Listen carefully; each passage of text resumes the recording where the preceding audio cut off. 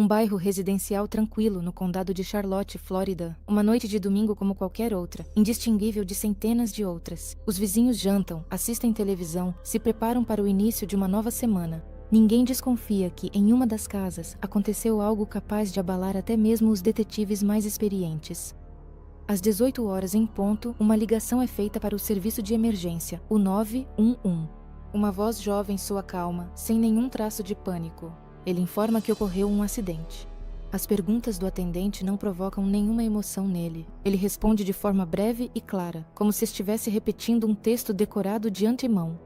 Quando os policiais chegam ao local, são recebidos por um rapaz jovem. Ele está calmo, com as mãos nos bolsos e o olhar distante. Dentro da casa, a cena é assustadora. Em breve, os investigadores começarão a reconstruir os acontecimentos daquele dia, procurar inconsistências no relato do jovem e examinar o passado daquela família. Eles nem imaginam que, ao abrir esse caso, vão se deparar com uma história que começou muito antes daquela noite e que o passado já deixou para trás uma vítima sobre a qual ninguém mais perguntou. A família Griffith, à primeira vista, não se diferenciava em nada das típicas famílias americanas de classe média. Eles moravam em Oklahoma, na cidade de Tulsa, conhecida por sua atmosfera tranquila e pelos valores familiares tradicionais. No entanto, por trás da fachada de prosperidade, escondia-se um verdadeiro drama que, no futuro, levaria a acontecimentos trágicos. Charles Griffith nasceu em 12 de setembro de 1980, em Tulsa. Ele cresceu em uma família rica, onde uma atenção especial era dada à disciplina rigorosa. Seu pai era militar e sua mãe, professora do ensino fundamental. Desde a infância, Charles foi ensinado a seguir regras estritamente, ser firme em suas decisões e não demonstrar emoções. Essa educação, mais tarde, se refletiu em sua própria abordagem à vida familiar. Catherine Moore nasceu em 3 de maio de 1985 em Jacksonville, Flórida. Ao contrário de Charles, ela cresceu em uma família amigável e carinhosa. Seus pais, o casal idoso Robert e Linda Moore, viveram a vida inteira na mesma casa no condado de Charlotte, Flórida. Desde criança, Catherine sonhava em ser professora, adorava crianças e acreditava em tratar as pessoas com bondade. Eles se conheceram em 1999 na Universidade de Oklahoma. Catherine veio da Flórida para Oklahoma para estudar na Faculdade de Pedagogia. Charles, na época estudante da Faculdade de Negócios, rapidamente chamou sua atenção.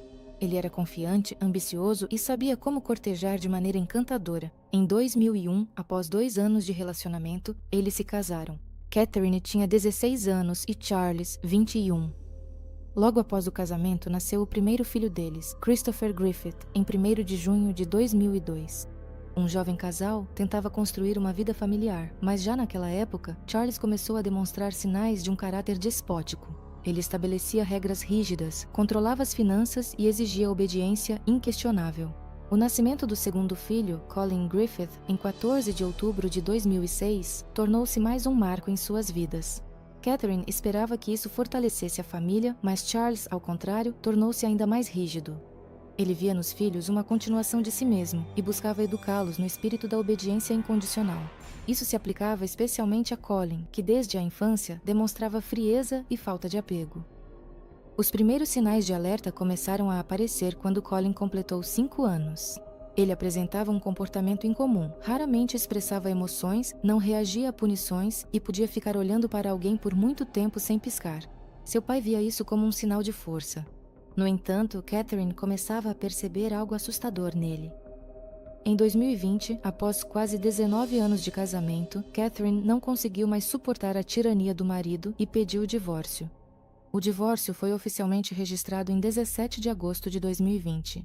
Charles obteve a guarda exclusiva de Colin, pois o tribunal considerou que ele era financeiramente estável e capaz de garantir um futuro melhor para o filho. Catherine, por não ter um emprego bem remunerado, não conseguiu convencer o juiz de sua capacidade como mãe guardiã.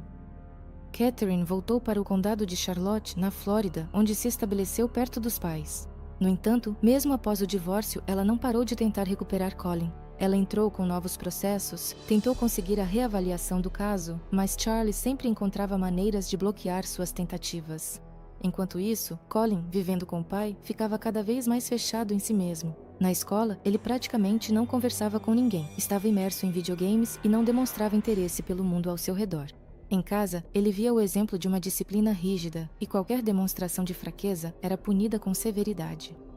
Catherine recebia dele mensagens raras, mas nelas não havia calor ou vontade de se comunicar. No entanto, em 2023, 3 anos após o divórcio, ela recebeu uma notícia que mudou tudo. Charles Griffith foi encontrado morto e Colin foi detido sob suspeita de seu assassinato. Esse dia marcou o início de uma série de eventos que abalariam o condado de Charlotte, na Flórida, e se tornariam objeto de grande repercussão pública. No dia 14 de fevereiro de 2023, a central do 911 recebeu uma ligação de um jovem que informou ter atirado em seu pai. Colin Griffith falou com voz calma, afirmando que agiu em legítima defesa. Quando os atendentes do serviço de emergência perguntaram se era necessário atendimento médico, ele apenas respondeu brevemente que seu pai estava morto. Os policiais que chegaram ao local do crime encontraram Colin, de 15 anos, sentado no sofá dentro da casa. No chão estava o corpo de Charles Griffith, com 2 ferimentos de bala, um no peito e outro na cabeça. A arma estava próxima. As impressões digitais nela pertenciam apenas a Colin. A vida de Colin com o pai após o divórcio dos pais não foi fácil. Depois que o tribunal concedeu a Charles a guarda exclusiva do filho, ele passou a controlar completamente a vida de Colin. Qualquer desobediência era vista como um desafio e as punições vinham imediatamente. Colin cresceu sob uma disciplina severa, onde qualquer demonstração de emoção era considerada fraqueza. Ele era proibido de se comunicar com a mãe, sair de casa sem permissão e qualquer tentativa de desobedecer resultava em ameaças e na privação de confortos habituais. Os conflitos entre eles se tornaram cada vez mais frequentes. A tensão atingiu o limite depois que Colin revelou ao pai sua orientação sexual. Charles encarou isso como uma ofensa pessoal e, a partir de então, o relacionamento deles entrou definitivamente em uma fase de constantes confrontos. Colin sentia-se preso em uma armadilha da qual não havia saída. Naquele dia, segundo Colin, seu pai voltou para casa irritado. Entre eles, estourou uma briga que acabou se transformando em um confronto físico. O jovem afirmou que Charles pegou uma faca e começou a ameaçá-lo. E temendo por sua vida, ele pegou a arma do pai, que estava guardada em casa, e atirou 2 vezes. No entanto, já os primeiros resultados da investigação levantaram dúvidas entre os investigadores. Charles foi atingido por 2 tiros, o primeiro no peito, o segundo na cabeça. Isso indicava que, após o primeiro ferimento, Charles provavelmente ainda estava vivo, mas não podia resistir, e o segundo tiro foi dado para garantir sua morte. Colin não parecia assustado nem arrependido. Seu comportamento surpreendeu até mesmo os detetives mais experientes. Ele não pediu ajuda, nem demonstrou preocupação ou pânico. Quando lhe perguntaram sobre os detalhes, ele repetia calmamente a mesma versão, sem alterar a entonação. Ele não tentou se justificar, nem demonstrou medo das possíveis consequências. Catherine Griffith recebeu a notícia da morte do ex-marido tarde da noite do dia 14 de fevereiro. Quando a polícia ligou para ela, a princípio pensou que era um engano. Ao ouvir que seu filho havia sido detido pelo assassinato de Charles, ela não conseguia acreditar no que estava acontecendo. A primeira reação foi uma mistura de choque e ansiedade, mas logo veio o alívio. Charles não podia mais ameaçá-la, não podia mais controlar Colin, não podia mais impedir que eles se reunissem. No entanto, esse momento de alegria foi ofuscado pela consciência de que seu filho havia se tornado um criminoso. Os investigadores não estavam certos da veracidade das palavras do jovem, mas podiam provar o contrário. A única testemunha do ocorrido era o próprio Colin, e não havia provas evidentes que confirmassem um crime premeditado. A arma pertencia a Charles. Nenhum sinal de luta foi encontrado na casa. O próprio Colin não apresentava ferimentos visíveis. Os promotores aceitaram a versão de legítima defesa e, algumas semanas depois, encerraram o caso. Colin foi isento de responsabilidade. Poucos entendiam que aquele dia era apenas o começo de uma série de eventos que logo levariam a uma tragédia ainda mais horrenda. No final de março de 2023, pouco mais de um mês após a morte do pai, Colin Griffith mudou-se para a Flórida, no condado de Charlotte, onde morava sua mãe, Catherine. Agora que a guarda havia passado completamente para ela, Catherine esperava começar uma nova vida com o filho, criando para ele um ambiente seguro e estável. Os primeiros meses se passaram de forma surpreendentemente tranquila.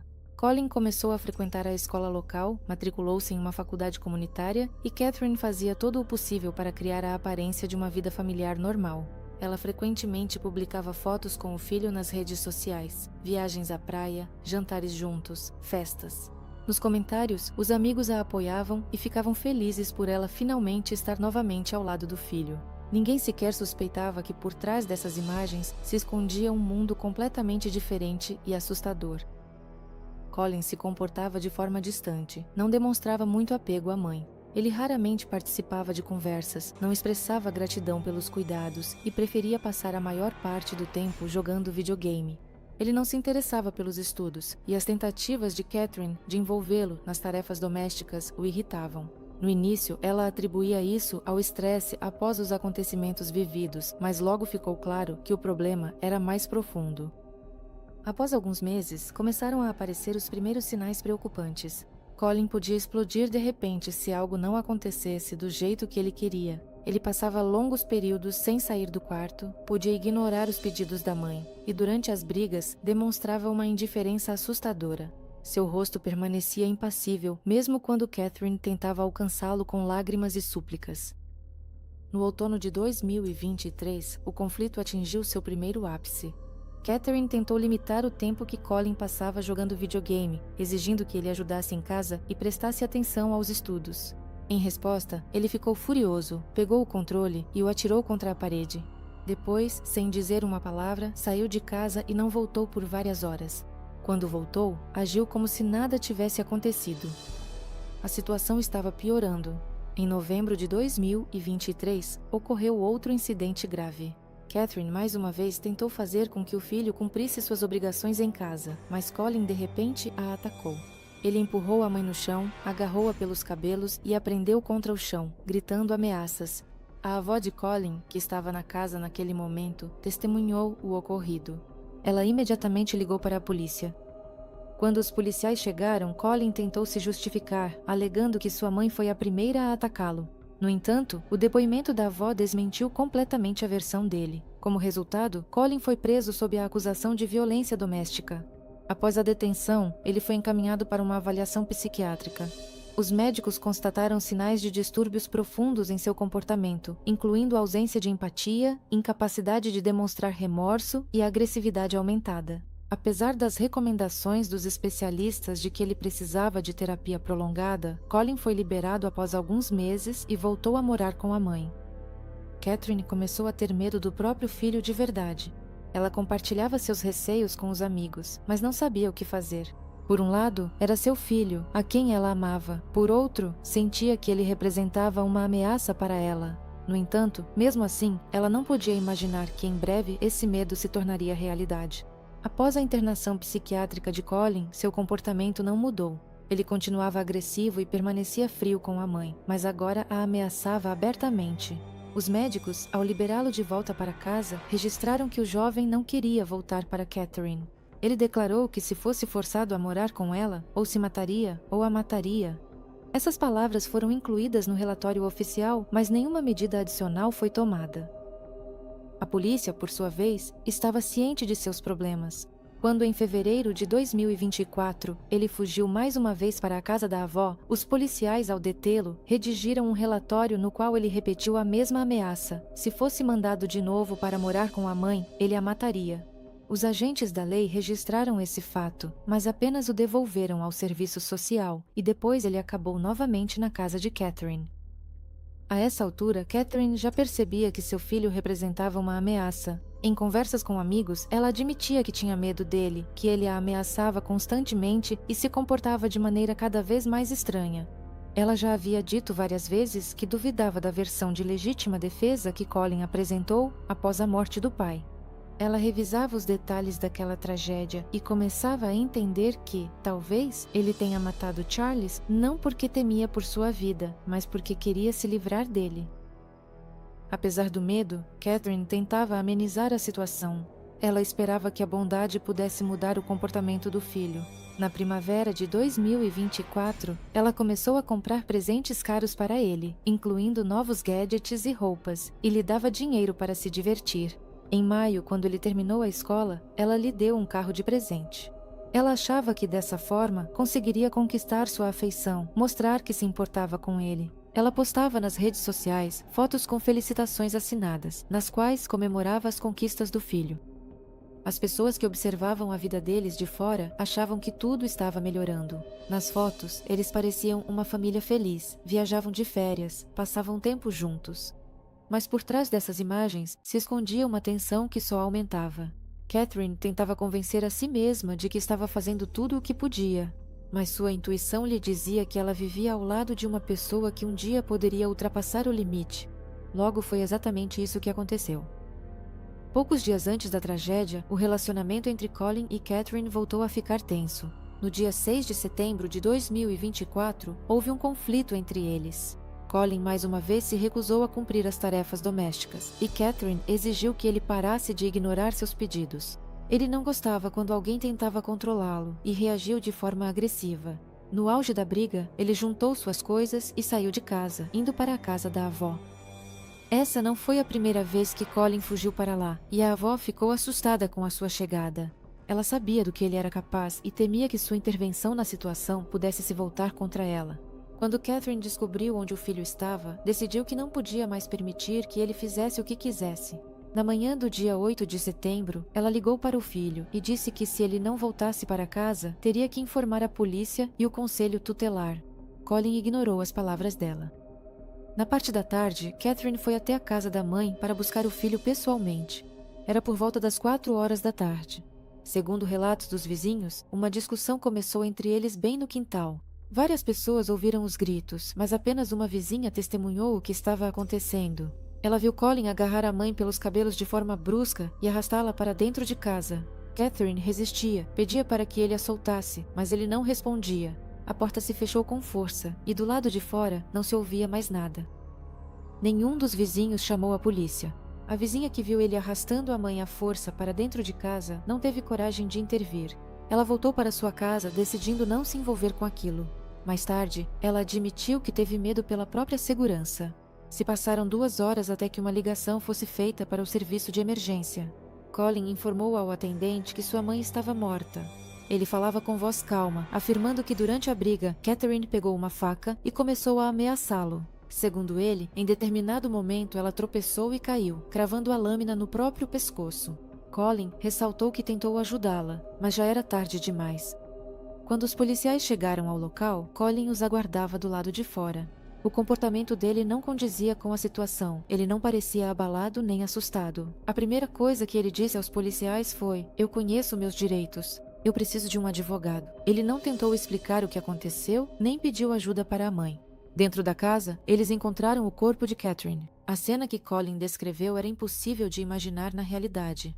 A faca entrou fundo demais e os ferimentos não correspondiam à sua versão. Para os investigadores, ficou claro que não se tratava de um acidente, mas de um crime premeditado.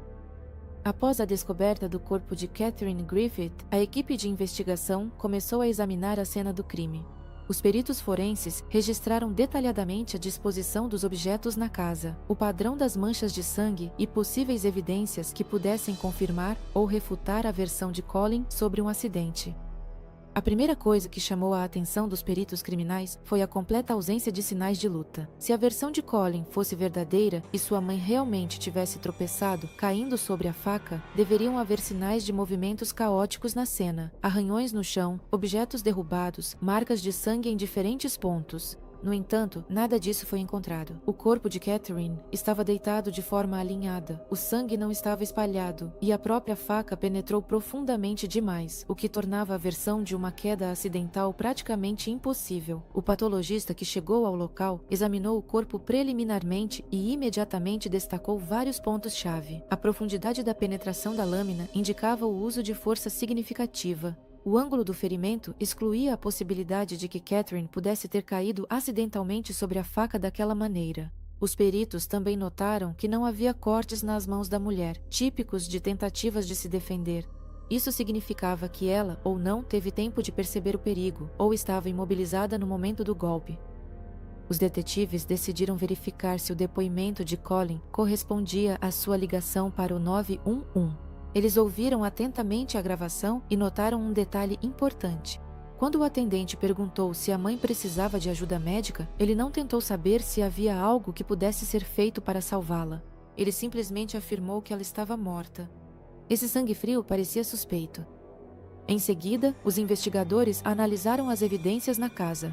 Era importante verificar se Catherine realmente segurava a faca, como Colin havia afirmado. Eles realizaram uma análise das impressões digitais. No cabo da faca, não havia marcas dos dedos dela, apenas as impressões do próprio Colin. Isso imediatamente refutou sua versão de que a mãe foi a primeira a pegar a arma. Outro aspecto importante foi a ausência de sangue na cozinha, onde Colin disse que Catherine teria pegado a faca. Os especialistas examinaram cuidadosamente as bancadas, os pisos e as superfícies da cozinha. Nada. Se ela realmente estivesse carregando uma faca e acidentalmente tivesse caído sobre ela, deveria haver gotas de sangue no local para onde ela havia se movido. Um dos investigadores comparou os detalhes deste crime com o assassinato anterior de Charles Griffith. Ele revisou os documentos do caso de 2023 e viu uma semelhança impressionante. Em ambos os casos, Colin imediatamente chamava a polícia, dava explicações secas e diretas, não demonstrava emoções e logo exigia um advogado. 2 crimes diferentes, mas o mesmo padrão de comportamento. Os investigadores decidiram realizar uma análise psicológica adicional em Colin, pois seu comportamento levantava sérias questões. A pedido deles, foram analisadas as conversas dele com psiquiatras durante a internação anterior. Soube-se que, 1 ano antes do crime contra a mãe, ele já a ameaçava, dizendo diretamente aos médicos que ou a mataria ou se mataria. Agora essas palavras se tornaram uma verdadeira previsão do que aconteceu. Além disso, os detetives analisaram os depoimentos das testemunhas. Uma das vizinhas viu Colin arrastar a mãe à força para dentro de casa, e outra ouviu gritos, mas não chamou a polícia. Os relatos das testemunhas contradiziam diretamente a versão de Colin de que tudo aconteceu por acaso. A verificação do telefone celular de Colin também se tornou uma prova importante. Os peritos forenses extraíram mensagens apagadas e o histórico de buscas. Uma semana antes do crime, ele pesquisou informações sobre as maneiras mais rápidas de matar, quanto tempo leva para morrer de hemorragia, além de ler artigos sobre brechas legais em casos de acusação criminal. Essas buscas se tornaram um argumento poderoso para a promotoria, provando que o crime contra Catherine foi premeditado. Os investigadores também descobriram que, 2 dias antes da tragédia, Catherine disse aos amigos que temia por sua vida. Ela contou que se algo acontecesse com ela, o culpado seria seu filho. Essa confissão foi o último aviso, que ninguém teve tempo de levar a sério. Quando todas as provas foram reunidas, a promotoria do condado de Charlotte apresentou acusações de homicídio em 1º grau contra Colin Griffith. Ele foi transferido para uma cela de isolamento onde aguardava o julgamento. Os investigadores também começaram a colaborar com as autoridades de Oklahoma para reabrir o caso da morte de seu pai. Colin não demonstrou um pingo de arrependimento. Ele não fazia perguntas, não perguntava sobre a mãe, não demonstrava preocupação com seu destino. Os oficiais que o interrogaram chegaram a uma conclusão unânime. Estavam diante de uma pessoa sem emoções, fria, que não apenas mata, mas faz isso sem o menor remorso. Considerando as circunstâncias do crime, os promotores declararam que buscariam para Colin a pena máxima, ou seja, prisão perpétua sem direito à liberdade condicional. No entanto, surgiu uma questão diante do tribunal sobre a sua idade. No momento do crime, Colin tinha 17 anos, o que poderia influenciar o procedimento de julgamento do caso. O Ministério Público entrou com um recurso para que ele fosse julgado como adulto. As leis do estado da Flórida permitem a aplicação dessa medida em relação a menores de idade, caso o crime seja de extrema crueldade e represente perigo para a sociedade. O tribunal acatou esse recurso, e Colin acabou sob a jurisdição do sistema penal de adultos, o que significava uma punição mais severa. Os advogados de Colin tentaram basear a defesa na alegação de que ele era mentalmente instável e poderia ter agido de forma impulsiva. No entanto, a promotoria apresentou registros de suas conversas com psiquiatras, dos quais ficou claro que ele não só tinha consciência de suas ações, mas também, alguns meses antes do crime, ameaçou diretamente a mãe, dizendo que mataria ela ou a si mesmo. Esse fato se tornou um dos pontos-chave da acusação. A promotoria também levantou questões sobre seu passado. Em 2023, Colin matou seu pai, mas na época o caso foi encerrado por falta de provas irrefutáveis. No entanto, agora que ficou claro que ele é capaz de cometer um crime sem remorso, as autoridades de Oklahoma decidiram considerar a possibilidade de reabrir a investigação. Os investigadores começaram a procurar possíveis testemunhas que pudessem lançar luz sobre os acontecimentos de fevereiro de 2023. Eles recorreram a amigos e conhecidos de Charles Griffith, assim como a ex-professores e colegas de classe de Colin, para descobrir se ele já havia manifestado anteriormente a intenção de causar mal ao próprio pai. A promotoria do condado de Charlotte também enviou para Oklahoma os materiais do caso atual, apontando o comportamento semelhante do acusado em ambos os casos.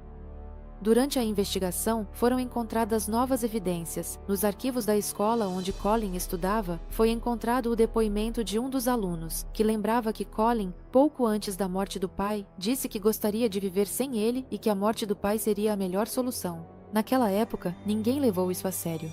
Agora, porém, essas palavras eram vistas sob uma nova perspectiva. O promotor distrital de Oklahoma declarou que, se forem encontradas provas adicionais, o caso de Charles Griffith poderá ser oficialmente reaberto. Para isso, seriam necessárias novas testemunhas ou provas diretas de que a versão de Colin sobre legítima defesa era falsa.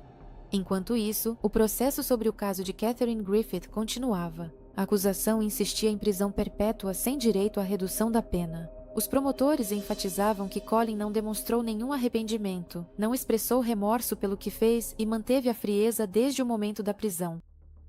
Colin, assim como durante o primeiro crime, não demonstrou emoções nem na sala do tribunal, nem durante os interrogatórios. Seu comportamento foi o mesmo de 2023, quando falava sobre a morte do pai com a mesma tranquilidade com que agora relatava a morte da mãe. Isso só fortaleceu a posição da acusação. A sentença final no caso de Catherine Griffith ainda não foi proferida. No entanto, a principal intriga permanecia sendo se os investigadores de Oklahoma conseguiriam encontrar provas para acusá-lo oficialmente pelo crime contra Charles Griffith. Se isso acontecesse, Colin poderia receber uma pena adicional e eliminar de vez até mesmo a menor possibilidade de sair em liberdade.